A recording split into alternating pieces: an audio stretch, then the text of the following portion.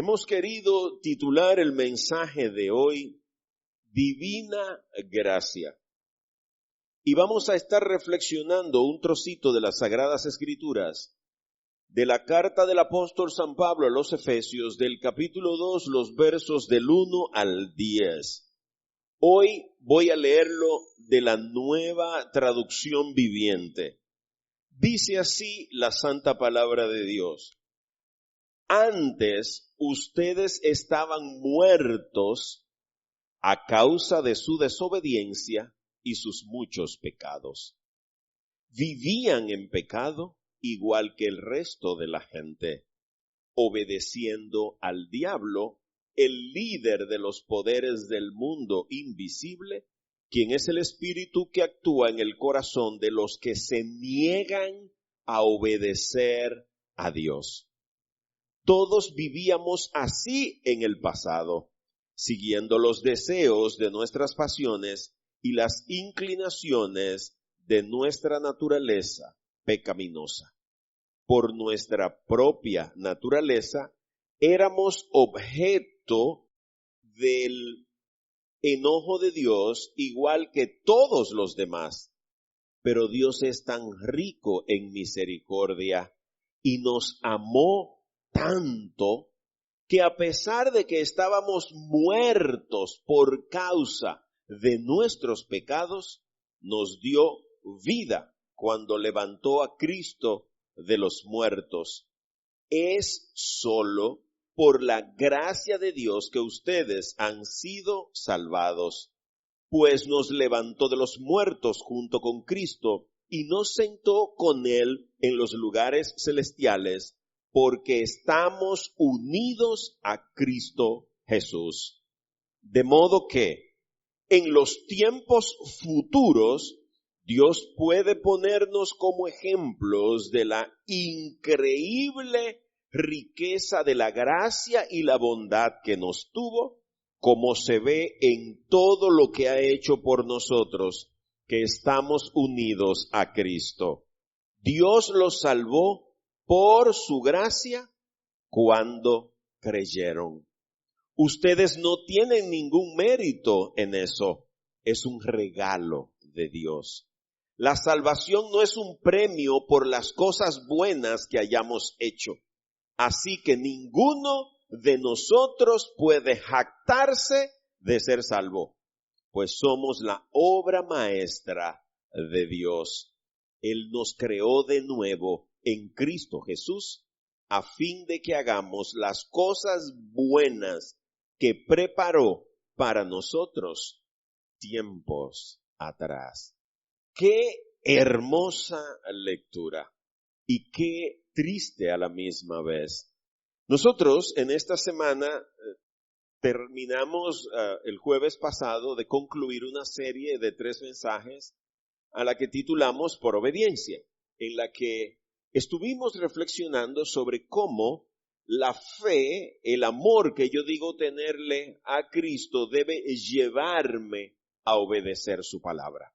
Y analizamos una serie de mandamientos que Jesús dejó, que no están en la famosa ley mosaica, la famosos 10 mandamientos, una serie de mandatos que Jesús fue dejando conforme su peregrinar por esta tierra y que los creyentes estamos llamados a obedecerla, como arrepentirnos, como convertirnos, como creer en la palabra, discipularnos, bautizarnos y repetir el ciclo entonces haciendo a otros discípulos que conozcan a Jesús, que se arrepientan, que se conviertan, que se bauticen. Esa es la labor del creyente. Y no pensemos en que solo el que tiene la oportunidad de estar en un púlpito ante un público y predicar la palabra, como es el caso mío para la gloria de Dios, sino que como bien nos decía la hermana en la oración inicial, en la reflexión previa que siempre hacemos, nuestra actitud evangeliza, nuestra manera de actuar, nuestra manera de conducirnos. Lo que significa que todos estamos llamados a pregonar la palabra de Dios, a darla a conocer. Y esta serie termina justo comenzando uno de los meses más importantes del año. Y no es porque hay vacaciones, dan el sueldo 13, hay más dinero, hay más fiestas, el clima se pone más cómodo. No es por eso. Es porque celebramos uno de los dos eventos más importantes de la historia de la especie humana. El nacimiento de Cristo. Y no entremos en esa discusión teológica de que si fue en diciembre, si no fue en diciembre. Esta misma semana me encontré en una conversación mientras me facturaban la compra en el supermercado y el chico que estaba enfundando las mercancías decía, yo no sé por qué la gente afana tanto con la Navidad, porque la Navidad no está en la Biblia. Y yo le dije, amigo, necesita leer los evangelios. Si usted lee los primeros capítulos de Mateo, de Marcos y de Lucas, se va a dar cuenta que se cuenta la historia de la Navidad. Ahora, la Navidad no tiene nada que ver con el buen José, no tiene que ver nada con la extraordinaria mujer que es la Virgen María, no tiene nada que ver con pastores, no tiene nada que ver con sabios de Oriente, mucho menos tiene algo que ver con arbolitos y lucecitas y regalitos y bebiditas y comiditas y todo este lío en el que nos metemos nosotros. No, la Navidad tiene que ver con Cristo. Él es la razón y el centro de la Navidad. Independientemente de si Cristo nació en abril, cuando habían flores en el campo y los pastores estaban afuera, o si fue en diciembre, lo importante es que nosotros tengamos presente que sin Cristo estamos perdidos. Y celebramos su nacimiento y lo celebramos con gozo y con júbilo. Entonces es importante que luego de haber escuchado durante 3 mensajes lo importante de obedecer a Jesús y a su palabra y que nos estamos preparando para dentro de unos días tener un bautismo, entendamos que esto se trata de un estilo de vida. No se trata de una moda para un espectáculo, para una fiesta, no, se trata de un cambio de vida, se trata de una relación personal como cuando uno se casa. El problema es que el hombre todo lo desvirtúa. Y entonces yo quiero casarme con una mujer que me haga feliz. Y yo quiero casarme con un Dios, quiero tener una relación con un Dios que me resuelva los problemas. Mira la diferencia. Si yo me caso para hacer feliz a mi esposa, la actitud es distinta, la ingeniería es diferente. Yo acepto a Cristo para obedecerle. Ahora, ¿qué va a hacer mi esposa por la ley de reciprocidad? Esa ley la aprendí estudiando fotografía, pero se cumple en la naturaleza porque es una ley de Dios. Dando es como se recibe. No recibiendo es como se da. No. Jesús dice que dando es como yo recibo. Primero yo siembro para después cosechar. ¿Y qué es lo que cosecho? Pues justo lo que siembro.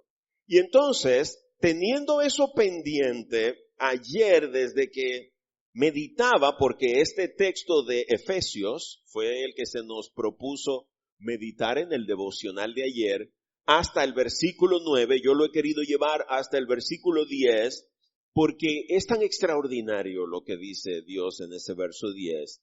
Y entonces, caminando por esto, intentemos conocer la perfecta manifestación de la divina gracia. El texto dice que somos salvados por la gracia divina. ¿Y dónde se manifiesta esa gracia de manera perfecta? Pues en la Navidad. Justo cuando Dios renunció a su condición divina y vino a esta tierra a hacerse uno como nosotros. Teniendo eso pendiente y sin perder de vista, porque este texto también habla de eso, habla de obediencia, sin perder esos dos conceptos de vista, les invito a que guiados por el Espíritu Santo, entremos entonces a reflexionar nuestro pasaje de hoy. Y lo primero que encontramos es nuestra triste condición humana. Estos 3 primeros versos dicen, antes ustedes estaban muertos. Espérate, Pablo, ¿y cómo es? No es al revés. Yo primero no estoy vivo y después me muero. El problema es que Pablo está hablando de nuestra muerte espiritual. Pablo no está hablando de la muerte física. Usted puede andar caminando y comerse toda la comida que le dé la gana ahora en Navidad y beberse todo lo que le dé la gana, creyendo que está vivo, pero ante Dios está muerto. ¿Y cómo es esto, Pablo? ¿Cómo es esta dolorosa y lamentable condición humana de, aunque yo tengo control y dominio de mis facultades físicas, tú me estás diciendo que yo estoy muerto? Escucha, a causa de su desobediencia y sus muchos pecados. Dos acciones terribles en las que nosotros diariamente incurrimos. Desobediencia, lo contrario de todo lo que hemos estudiado en los últimos 3 mensajes. No hacerle caso a lo que Dios dice, hacer las cosas como yo creo, y sus muchos pecados. Fíjate que hay una conjunción, lo que significa que pasan las dos cosas. Cuando yo desobedezco, cometo pecado. Y esa es la práctica de vida. Y esta es la razón de nuestro estado de muerte ante los ojos de Dios. ¿Cuál? Desobedecer su palabra. Darle la espalda al Evangelio Salvador, a la obra de Cristo en la cruz, aunque físicamente tú andes caminando. Y fíjate que esto no se trata, ojo con esto, atención a esto que nos dice la palabra de Dios, porque muchas personas no logran comprender esto en el sentido que Dios lo está diciendo. Fíjate que dice, vivían en pecado. Y eso es diferente a pecar. ¿Por qué? Porque aunque usted se bautice la semana que viene, aunque usted siga viniendo los jueves, aunque reciba el devocional todas las mañanas, aunque usted ore antes de comer, aunque ore antes de dormir, aunque haga todo lo que tiene que hacer, cometerá errores. Pero una cosa es pecar porque está en nuestra condición caída mientras estemos de este lado de la gloria, y otra es vivir en pecado. Consentirlo, planificarlo, elaborar un plan para cometer pecado y no sentir esa molestia que pone el Espíritu Santo en nosotros cuando Él ha venido a morar en nuestro corazón. Y cosas que antes hacíamos de manera normal y corriente ahora nos resultan difíciles. Y cuando las hacemos, los demás notan nuestra tristeza. Se dan cuenta que hay un peso en nuestra alma, que no somos los mismos. Y necesitamos de inmediato, donde sea, yo no sé dónde lo hace usted, yo lo hago donde esté, cuando la ira se me descontrola o cuando me quiero salir de mi estado normal en el que Cristo me quiere, siendo reflejo de su amor, de su paciencia, de su justicia, de su misericordia, de su provisión, de su amor, nos pasa a todos. Yo no sé cuáles son los puntos débiles de ustedes, porque eso se trata entre ustedes y Dios, pero cuando eso me pasa, lo hago donde esté, en la oficina, si voy manejando. A veces es un pensamiento, a veces es negligencia. Caramba, debí haber hecho esto y no lo hice. Señor, perdóname, si tú entendías que yo era el que debía hacer eso y no lo hice, perdóname. Eso debemos hacerlo de inmediato. Es como cuando usted sufre un accidente, usted recibe una herida, se corta un dedo y está botando sangre. Usted no dice, no, déjame quedar aquí desangrando y mañana yo voy al médico. No, usted desde que ve sangre sale corriendo. Eso mismo debe ocurrir con usted y conmigo, porque ya tú y yo, como dice este versículo 2, no vivimos en el pecado. Pero fíjate que es una característica humana, porque el versículo sigue diciendo, vivían en pecado igual que el resto de la gente. Igual que el resto. ¿Por qué? Porque eso es lo que hace el mundo. El mundo entero está viviendo en pecado. Nosotros terminamos esta misma semana en nuestro municipio la celebración de unas fiestas patronales. en honor a una virgen. ¿Y qué es lo que más se hace? ¿Rezar en el parque y la cosa? No. Beber alcohol, consumir drogas, mucho desenfreno, mucha lujuria, mucha violencia, presos, peleas, heridos y hasta muertos. ¿Fruto de qué? De que viven en el pecado igual que la gente. ¿Y a quién es que nosotros le rendimos cuenta cuando vivimos así? Escucha lo terrible que es esto. Obedeciendo al diablo. Porque solo hay dos grupos. Si usted no está obedeciendo a Dios, está obedeciendo al diablo. El líder de los poderes del mundo invisible. Por eso es que usted ve que esas fiestas, esos carnavales terminan siempre en violencia y en muerte. ¿Por qué? Porque ahí está el diablo, el líder de los poderes del mundo invisible, y escucha que más sigue diciendo la Biblia, que es el espíritu que actúa en el corazón de los que se niegan a obedecer a Dios.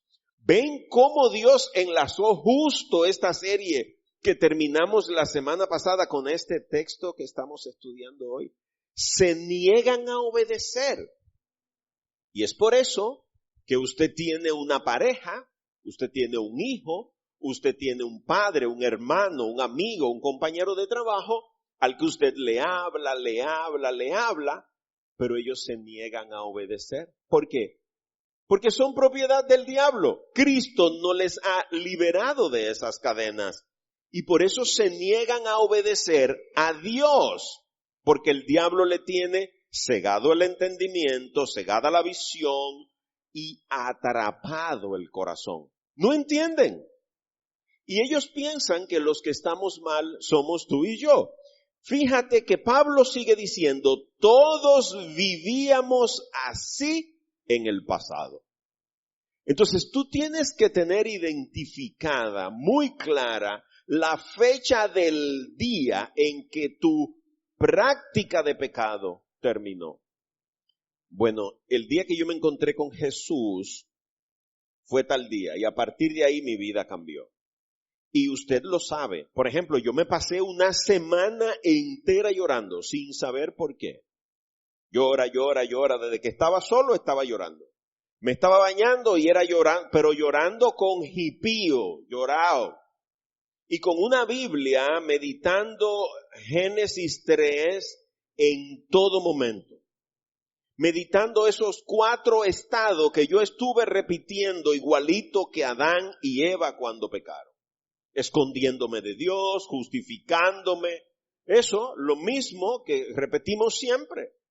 Una semana, y iba a un lugar y ahí estaba con la Biblia leyendo eso, Señor, pero esto es lo que me está ocurriendo a mí. Tenemos que identificar, porque Pablo dice que para el creyente esas prácticas están en el pasado. ¿Y qué era lo que hacíamos en el pasado? Oye, ¿qué más dice la Biblia? Siguiendo los deseos de nuestras pasiones. Porque el diablo sabe qué es lo que te apasiona y te tienta por ahí. Al que le gusta la bebida siempre encuentra quien se la ofrezca. Siempre, a donde quiera se encuentra un can y quien le brinde un trago. Por ejemplo, yo escuchaba ese aguinaldo el último día de estas fiestas. Mi hija se levantó y me dijo, pero si eso es un aguinaldo navideño, ¿y por qué no están cantando villancicos? No, porque eso de navideño, ni de virgen, ni de religioso, no tiene nada. Un desenfreno, gente endrogada, fumando juca con botellas de whisky, pleitos, rompiendo cosas, tirando basura, y una música llena de malas palabras, abusivas sobre todo a la figura femenina. Siguiendo los deseos de nuestras pasiones, ¿y qué más, Pablo? Y la inclinación de nuestra naturaleza pecaminosa. A esa gente usted no le puede hablar de Cristo, porque entienden que si no hay alcohol, droga, sexo, desenfreno, lujuria, no hay placer. Y es el vacío del corazón intentando ellos llenarlo con algo que le calme la sed, no sabiendo que ese vacío solo lo llena Cristo. Y es por eso que todos los fines de semana hay que volver de nuevo a reiniciar el ciclo en la fiesta, en la parranda, en la droga, en el sexo, en la pornografía, y algunos todos los días. No sé cómo logran mantener eso. Y fíjate que termina diciendo esta triste verdad por nuestra propia naturaleza, o sea, por nuestra propia manera de ser, por nuestra propia condición humana. Fíjate lo que éramos. Éramos objeto del enojo de Dios al igual que todos los demás. ¿Qué significa eso? Que en algún momento tu manera de vivir irritaba a Dios, entristecía el corazón de Dios. Éramos razón del enojo de Dios, de que Dios se airara, se molestara, pero Dios mío, igual que tú, cuando le has dado todo a tus hijos y le pides por favor que hagan algo o dejen de hacer algo y ellos insisten en hacer lo que les da la gana. Llega un momento en que tú te tienes que airar, pero este sinvergüenza, después que yo le he dado todo, ¿cómo es que viene ahora? Esa molestia. ¿Qué es lo que espera el padre? Obediencia. Pero no porque tú vayas a darle 6 correazos ni le vaya a quitar el teléfono. Es que lo haga por amor y por consideración a ti, que has dedicado tu vida a educarle, a alimentarle, a cuidarle, a protegerle, a guiarle, a proveerle toda su vida. Y sobre todo los hijos de este tiempo que no son capaces ni de arreglar su cama. ¿Tú te imaginas eso? Igual que tú y que yo.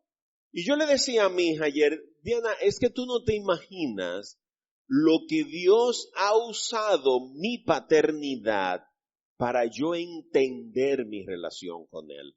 Y yo espero de ti esto, y entonces de una vez el Espíritu me dice, y eso es lo que Dios espera de ti.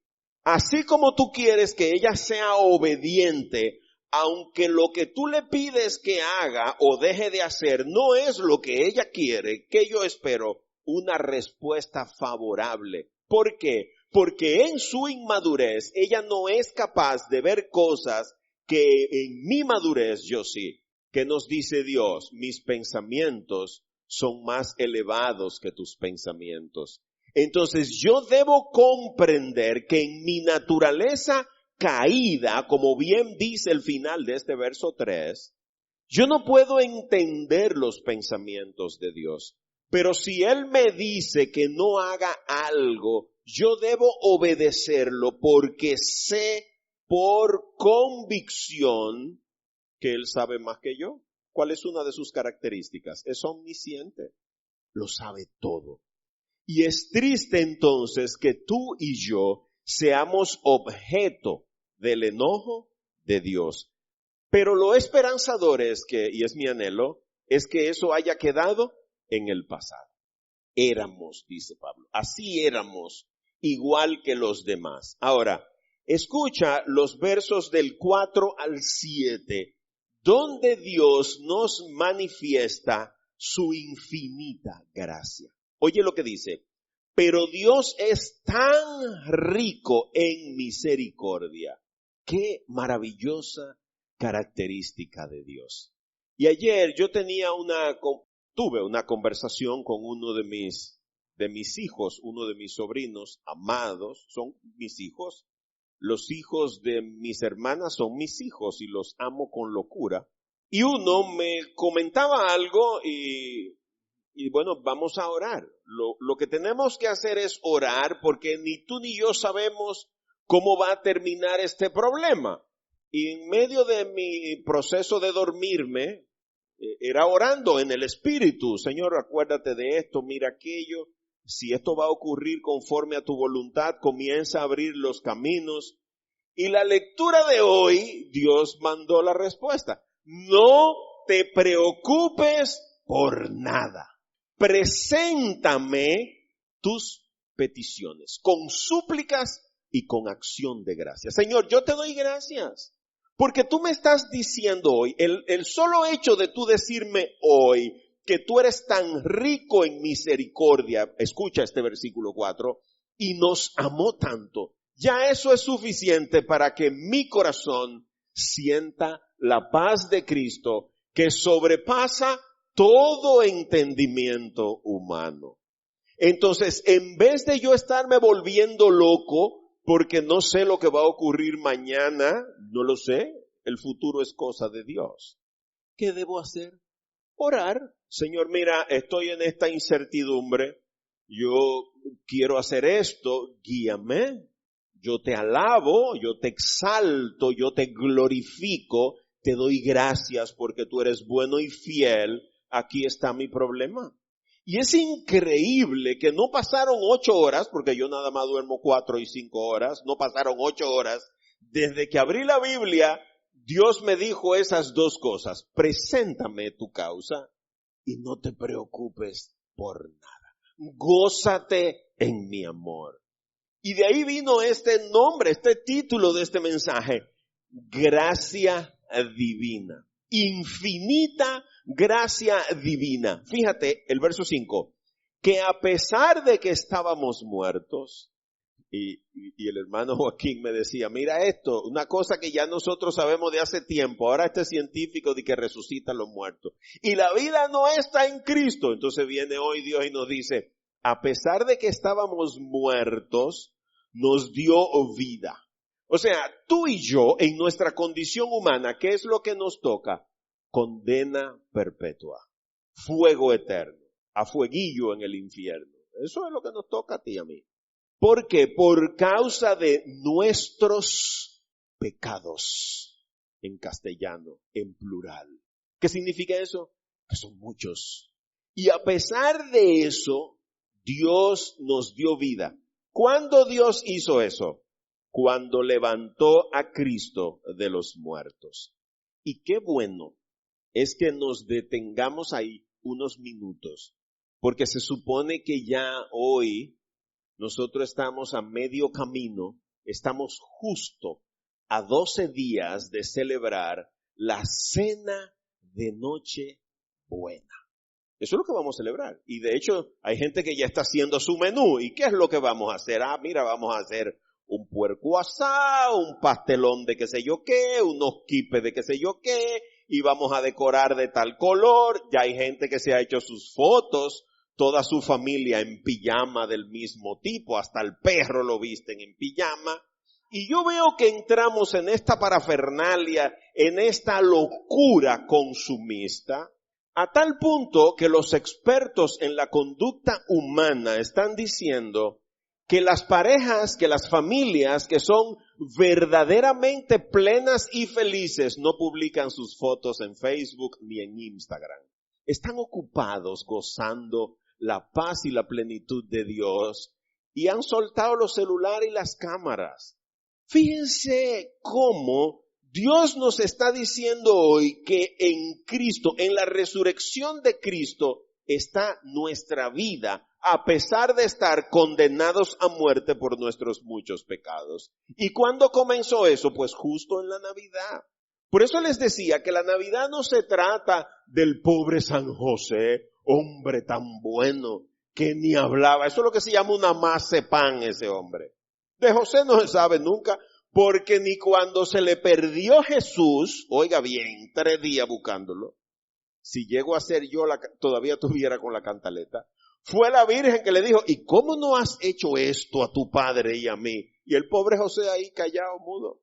Mira, hay que coger para Egipto, quieren matar a este muchacho. Y el pobre José callado. Pero la Navidad no se trata de él, ni de la Santa Virgen María, ni ese sí que le dio al Señor. No se trata de eso. Se trata de ese bebé en ese pesebre. Dios mismo, la plenitud del reino celestial se manifestó en ese niño. Y eso es lo que vamos a celebrar en Navidad. No es los pastorcitos, ni los lerenes, ni los villancicos, ni nada de eso. Que el Cristo se ofreciera para ocupar el lugar que nos tocaba a nosotros. Es lo que celebramos. Y fíjate que Dios sigue diciendo que por la fe, y por eso es que la fe es tan importante, por eso es que tenemos que pedirle a Dios que nos conceda la gracia de creer. Hermanos, yo no sé si ustedes están convencidos de eso, pero una de las mayores riquezas a la que nosotros podemos aspirar es a la fe, a poder creer contra todo pronóstico, contra toda circunstancia, contra toda evidencia. ¿Por qué eso es una de las mayores riquezas? Porque es un don de Dios. Y si usted es capaz de creer, es porque Dios lo tiene en la mira, está pendiente de usted y le está llamando. ¿Qué es lo que nos toca entonces? Obedecer conforme a esa fe. Fíjate que por la fe, mira lo que ha hecho Dios por la fe, nos ha unido a Cristo Jesús. Unidos a Cristo. Entonces usted no puede llevar a Cristo a un lugar donde se esté fumando juca y donde esté en Rulay con la pámpara prendida. No, usted no puede llevar a Jesús ahí a ese sitio. Para nada. ¿Por qué? Porque usted está unido a Cristo y fíjate a dónde. Y estamos con Él en los lugares celestiales. Jesús nos prometió antes de irse que iría a prepararnos un lugar para que donde Él esté, también estemos nosotros. Y cuando ese lugar esté listo, vendrá a buscarnos. ¿Nos encontrará listo Jesús? ¿Nos encontrará con la ropa adecuada? ¿O nos tendrá que echar fuera como cuando salieron a recoger a los invitados del banquete de bodas? Y fíjate, está claro aquí por qué Dios está haciendo eso. Oye, uno de los objetivos de Dios para eso, para ponernos de ejemplo. Por eso, a pesar de la crisis financiera, a pesar del problema familiar, a pesar del problema de salud, a pesar de todos los problemas, Dios quiere ponernos de ejemplo de la increíble riqueza, de la gracia y la bondad que nos tuvo.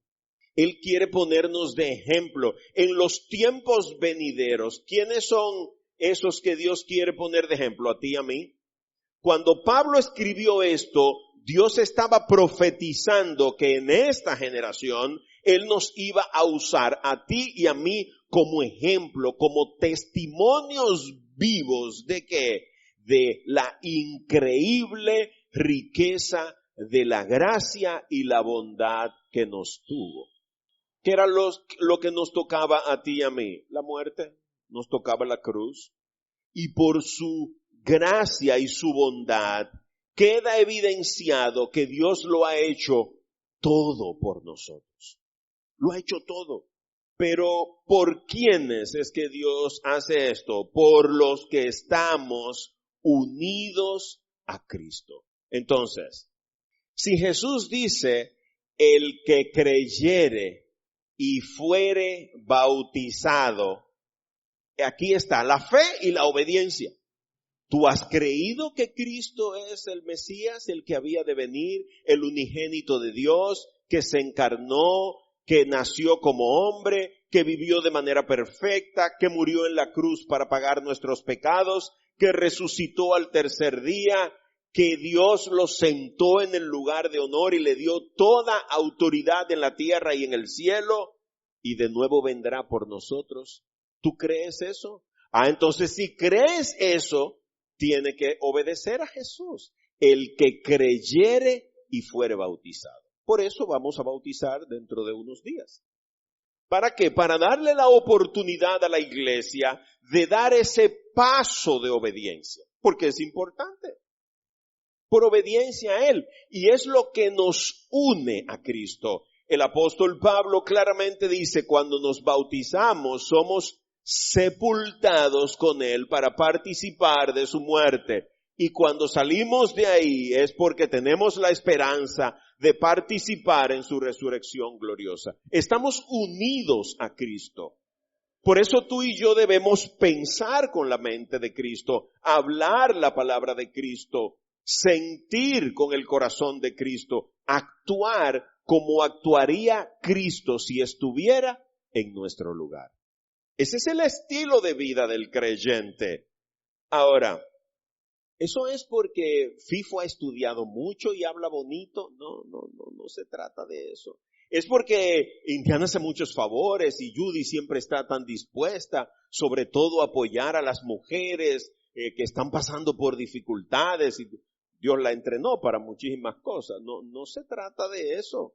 Finalmente dice este texto que es por la divina gracia de Dios.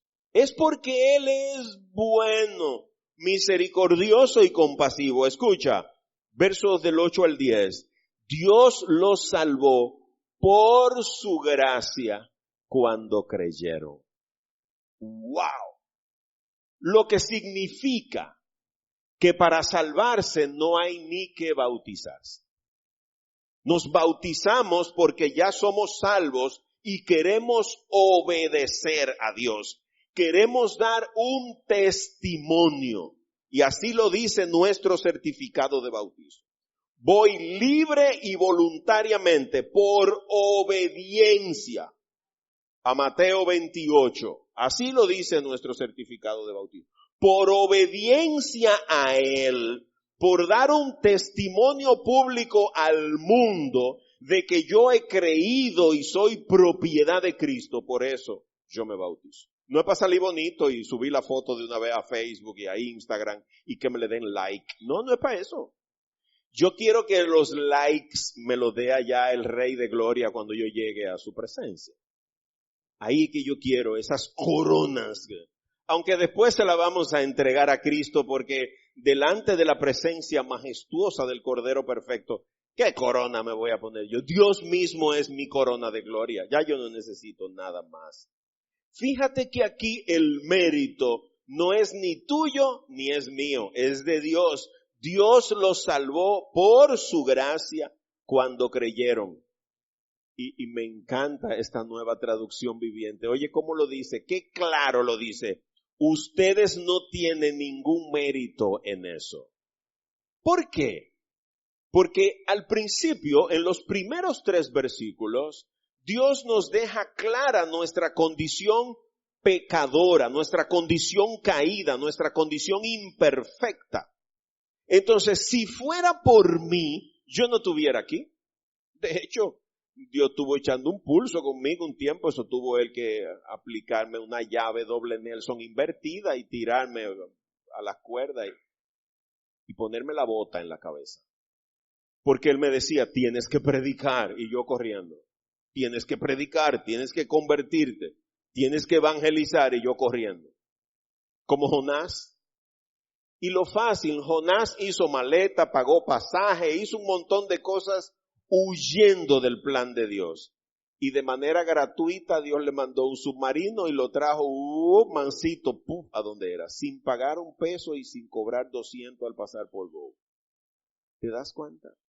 Dios los salvó por su gracia cuando ustedes creyeron. No hay mérito en ti y en mí, porque aquí hay 2 cosas. Cuando creímos fuimos salvos, pero para creer se necesita fe y la fe también es un regalo de Dios. Entonces Dios te regala la fe y cuando crees te regala la salvación. ¿Cómo se llama eso? Divina gracia.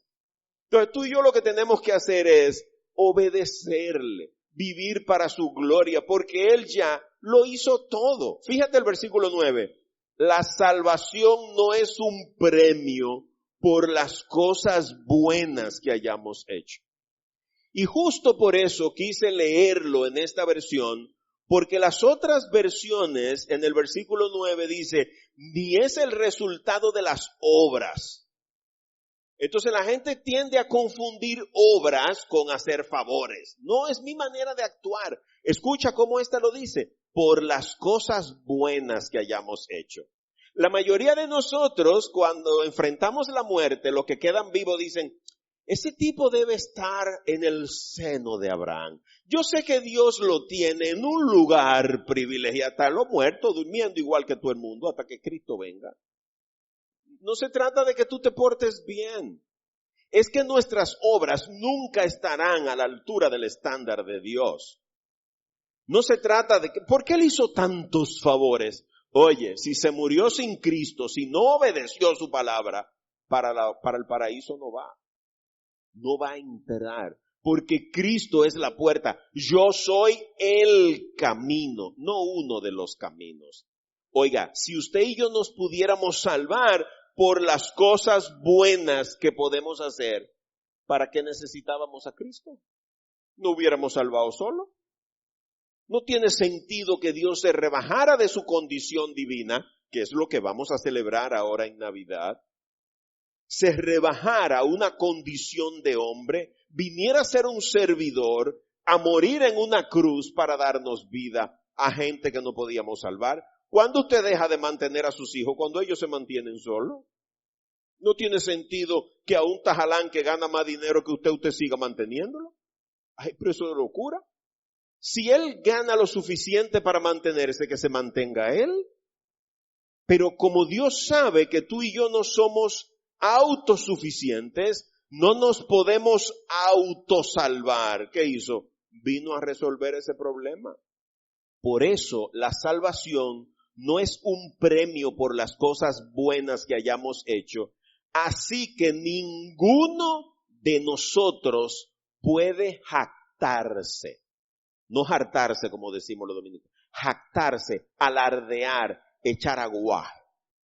Usted no puede alardear de ser salvo. Yo no puedo ahora comenzar a decir, bueno, es que yo, imagínate, me bauticé en el 2003 y tengo 10 años predicando. Hoy grabé mi audio devocional número 903. Y tú sabes el Pablo que soy yo. Pablo es un pulgarcito, un niño recién nacido al lado mío.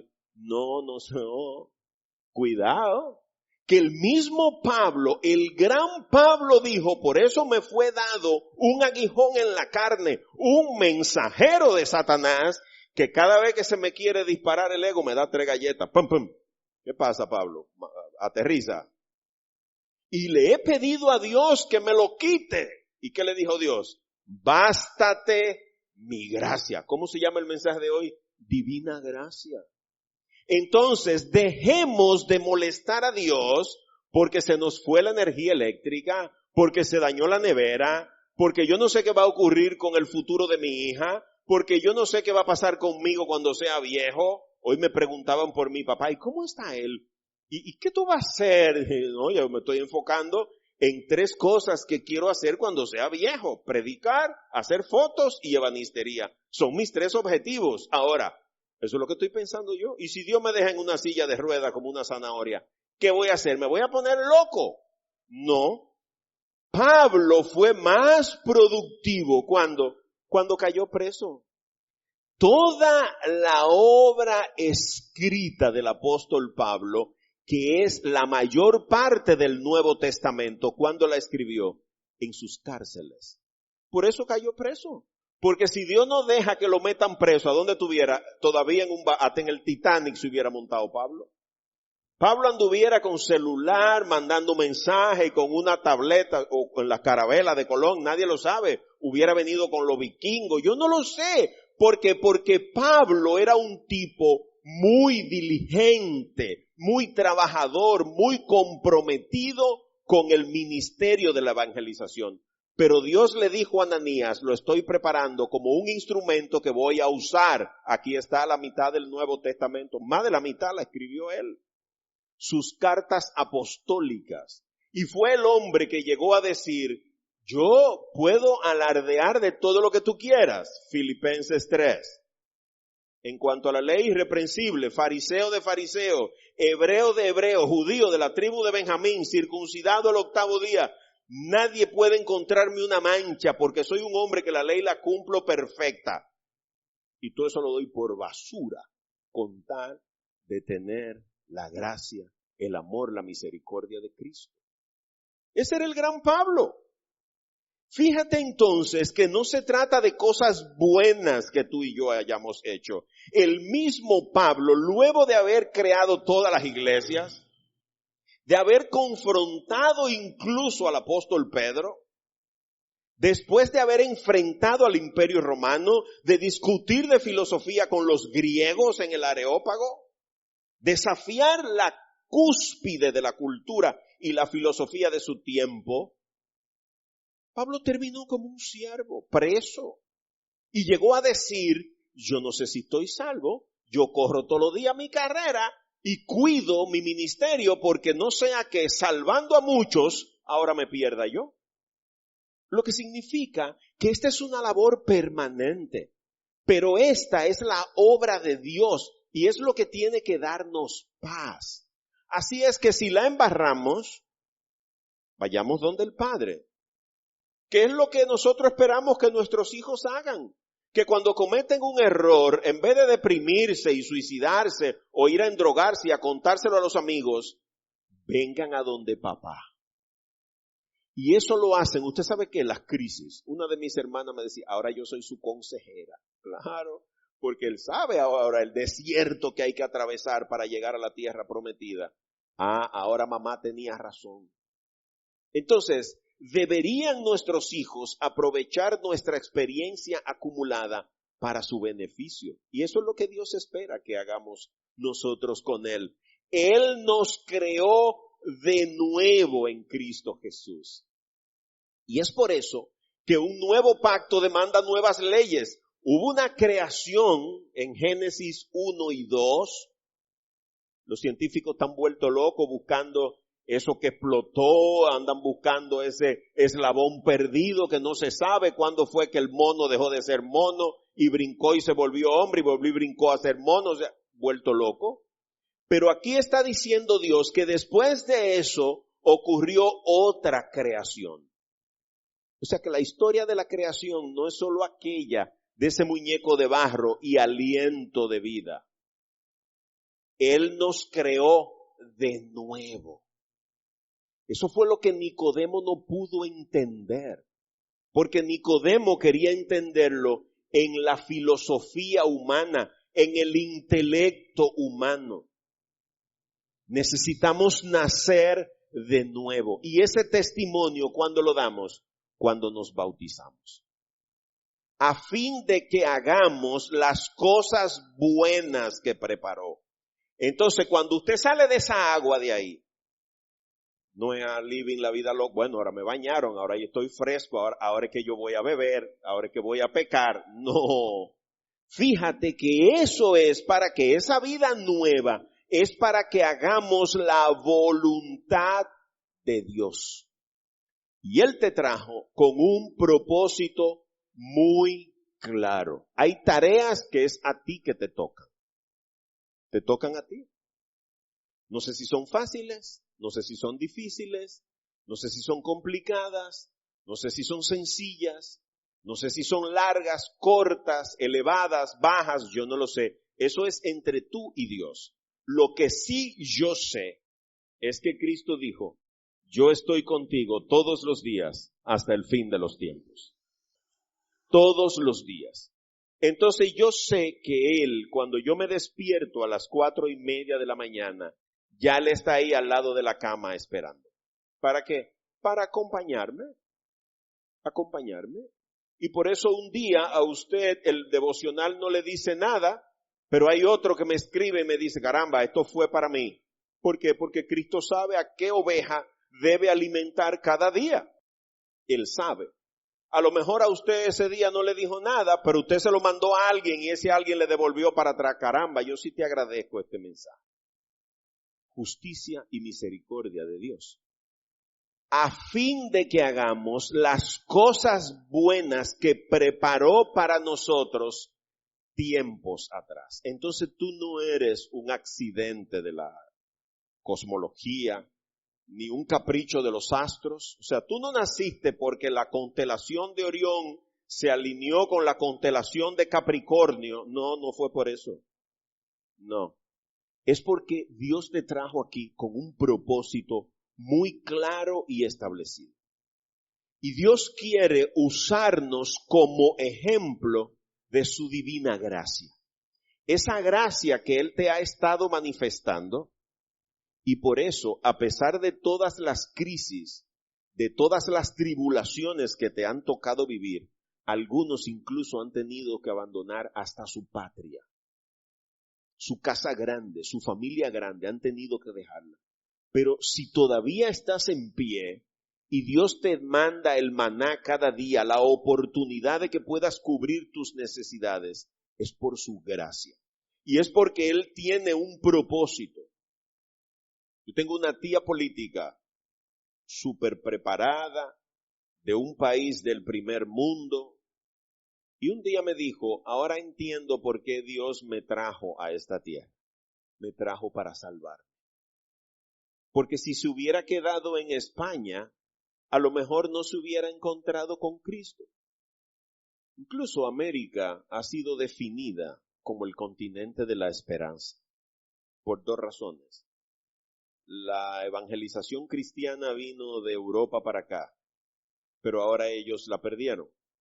Además es un continente que se está haciendo muy viejo, porque se está valorando más la formación académica, el prestigio social, la solidez económica, y cuando vienen a darse cuenta que no han tenido hijos, ya tienen 60 y 70 años. Ahora vamos a tener que ir los latinos a llevarle a Cristo resucitado y a poblarle el planeta, el lado del planeta que les toca, porque se están haciendo viejos. Esa es la gracia de Dios. Y yo no sé cuál es el propósito por el que Dios te trajo. No sé por qué te trajo a esta iglesia. No sé por qué te puso a escuchar este mensaje. Eso te toca a ti averiguarlo. Lo que sí sé es que es un Dios fiel y te ama. Y te ha manifestado su gracia desde antes de que nacieras. Si aún estás en pie es porque Él es fiel y es bueno. Dios nos regaló su prenda más preciada. Nos regaló a Cristo. Y en Cristo nos ha dado la oportunidad de que tú y yo seamos creados de nuevo para la gloria de su nombre. Nos ha manifestado su amor y su gracia de una manera incondicional. ¿Qué haremos tú y yo con esa gran bendición? ¿Qué haremos con la fidelidad de un Dios que a pesar de lo árido, lo drenante, lo caliente de este desierto, Él se mantiene a nuestro lado, proveyéndonos, cuidándonos, alimentándonos, calmando nuestra hambre y nuestra sed, librándonos de los peligros? Si miras para atrás te vas a dar cuenta que hay tramos de tu vida que ni tú mismo sabes cómo los pasaste. Crisis financiera, problemas de salud, problemas sociales, problemas políticos, problemas académicos. Todo eso ha estado en las manos de Dios. Nuestro Padre es fiel y solo anhela a que tú y yo le obedezcamos.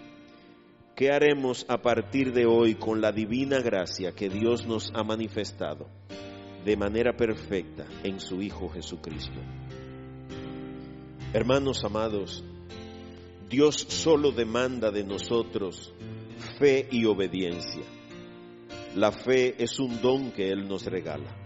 A ti y a mí nos toca obedecerle conforme hemos creído. Bendito Dios y Rey de los cielos. Aquí está tu iglesia, que una vez más se postra delante de ti. Y se postra para cumplir con tu divino mandato de presentarte a ti nuestras ansiedades, nuestras luchas, nuestras batallas. Aquí estamos, Padre, porque hemos creído que tú eres el Dios único. Hemos creído que Cristo es tu unigénito. Hemos creído que vino a este mundo como ofrenda perfecta por el pecado de la humanidad. Hemos creído que murió en la cruz como paga de nuestra cuenta eterna. También creemos, bendito Dios, que tú le levantaste de entre los muertos. Y sabemos que caminó en esta tierra dejando evidencias de su resurrección. También creemos por fe, Señor, en que por tu gracia estás sentado a tu derecha y que recibió de ti todo poder y toda autoridad. Y sabemos también que es el único camino para venir a ti. Todo eso lo sabemos porque en tu divina gracia nos los has revelado. Has sensibilizado nuestro corazón para que escuchemos tu palabra y la creamos porque es tu palabra. Tú eres un Dios veraz, eres un Dios fiel, eres un Dios justo, un Dios misericordioso, rico en amor y lento en airarte en contra de tus hijos desobedientes. Padre, cuántas razones tenemos para adorarte, cuántas razones tenemos para alabar tu nombre. A pesar de toda dificultad, a pesar de toda adversidad, a pesar de todas las tribulaciones, las pruebas, las dificultades, a pesar del hambre, a pesar de la crisis financiera, a pesar del desempleo, a pesar de tener que haber abandonado nuestra patria, como le dijiste a Abraham, abandona tu tierra y ve a donde yo te indicaré. A pesar de todo eso, Señor, sabemos que tú eres fiel. Por eso te entregamos la salud de los enfermos, que son tantos, bendito Dios, enfermos en sus cuerpos, pero también enfermos en sus mentes, en sus corazones y en su espíritu, donde solo tu Espíritu Santo puede entrar y restaurar.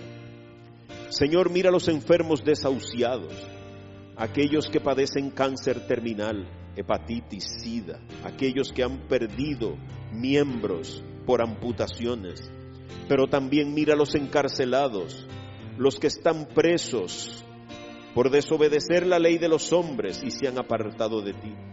Ten piedad y misericordia de este mundo que se sumerge en la oscuridad del pecado, pero ten piedad de nosotros, que estamos en el riesgo de haber visto tu luz y volver a las tinieblas. Aumenta nuestra fe, bendito Dios. Danos la fortaleza de poder cuidar este tesoro invaluable que llevamos en vasijas de barro. Señor, somos vasijas frágiles, que nos quebramos ante la presión. Cuídanos, presérvanos, protégenos, Señor. Danos un corazón dócil, que escuche tu voz y te obedezca. Que podamos caminar en integridad y obediencia para la gloria de tu nombre. Que no seamos jamás objeto de tu enojo. Danos un corazón compasivo, que se conduela del dolor ajeno. Ayúdanos a ser hospitalarios de hermanos que tienen que salir de sus pueblos, de sus familias, de sus países. Incluso tú dices en tu palabra que hospedaron ángeles en su buena voluntad. Ayúdanos, bendito Dios, a verte en el rostro de cada uno de nuestros hermanos. En oración, Señor, te entregamos las preocupaciones de nuestras mentes, las tristezas de nuestro corazón, las tribulaciones de nuestra vida. Tú sabes los procesos que se avecinan, tanto para nosotros como para nuestros seres queridos. Tú conoces las actividades en las que entraremos, las transacciones comerciales, las visitas médicas, los trámites legales. Señor, tú has dicho que cuidarás de tus hijos donde quiera que se encuentren. Y aquí estamos poniéndonos bajo tu sombra, a los pies de tu trono excelso, bajo la cobertura de tu amor, bajo la protección de tu divina gracia. Y en esta plegaria, Señor, traemos a nuestros seres amados, a nuestros cónyuges, a nuestros hijos. Traemos nuestra descendencia, Señor, para que tú te glorifiques en ella. No permitas que el enemigo robe a nuestros hijos. Ayúdanos a ser un testimonio vivo que le muestre la grandeza de tu amor y la fidelidad de tu misericordia. Señor, ten piedad de nosotros. Te adoramos en esta hora, Señor. Te damos gracias. Elevamos una acción de gracia hacia tu trono porque tú eres bueno, eres fiel, tú eres un Dios misericordioso, que no te tardas en atender a tus hijos. Por eso te presentamos las necesidades de nuestra vida, de nuestros seres queridos, pero también te adoramos, te alabamos, te glorificamos, te damos infinitas gracias, porque tú eres bueno, y tu gracia siempre está dispuesta en favor nuestro. Gracias, Rey de Gloria. Gracias, Dios de majestad. Gracias, Espíritu Santo, por llenar este lugar, por guiar nuestras mentes, por poner las palabras que necesitábamos escuchar. Guarda esta semilla que has sembrado en nuestro corazón y permite que pueda dar fruto al 100% para la edificación de tu pueblo, para nuestro bienestar y para la gloria eterna de tu santo nombre. Te adoramos, bendito Dios, y te damos gracias. Gracias, 1000 veces gracias por tu bondad y por tu misericordia. Te dirigimos nuestras súplicas y te entregamos este ramo de acción de gracias. Y lo hacemos, bendito Dios, en el dulce, poderoso y eterno nombre de nuestro único Señor y Salvador, Cristo Jesús. Amén. Amén. Amén. Gracias, Dios bendito. Gracias, Padre de bondad.